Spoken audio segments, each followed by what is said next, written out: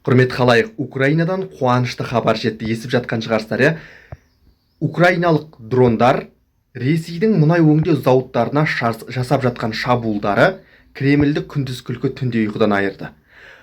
Мұнай өңдеу зауыттарына жасалып жатқан үздіксіз шабуылдар қазіргі кезде Ресейде тіпті жанармай тапшылығына дейін алып келу мүмкін екенін айтты. Ал Трамп және НАТОның бас хатшысымен болған үлкен жиын кезінде Трамп Зеленскийге қолдау білдіре сөйлей отырып, қазіргі кезде Зеленскийдің жағдайы жаман емес, Украинаның жағдайы жаман емес, қазіргі кезде олар аянбай күресіп жатыр деп отыр. Трамп Зеленскийге Украинаға қолдау білдіре бастады.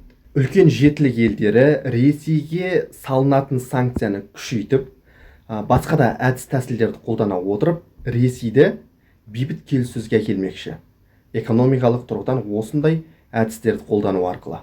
Ал украиналықтардың жасалып жатқан шабуылдары, Путиннің жасаған мәлімдемесінде естіген шығарсыздар, жанармай тапшылығы Ресей Украинаға жасалып жатқан шабуылдарға қатты бір әсер етпейді деген сияқты мәлімдеме жасады Путин.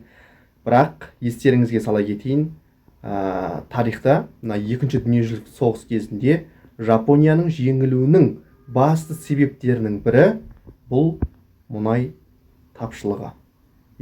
Жанармайдың тапшылығы Жапонияның жеңілуінің маңызды себептерінің бірі болды. Үлкен кітапты оқыған едім, мұнайдың адамзатқа жасап отырған әсеріне байланысты үлкен бір зерттеуді оқыған едім. Сонда Жапонияның жеңілуінің басты себептерінің бірі осы жанармай тапшылығы. Қазіргі кезде Ресей арқа сүйеп отырған мұнай газының өзіне қазір украиналықтар үздіксіз шабуыл жасап жатыр.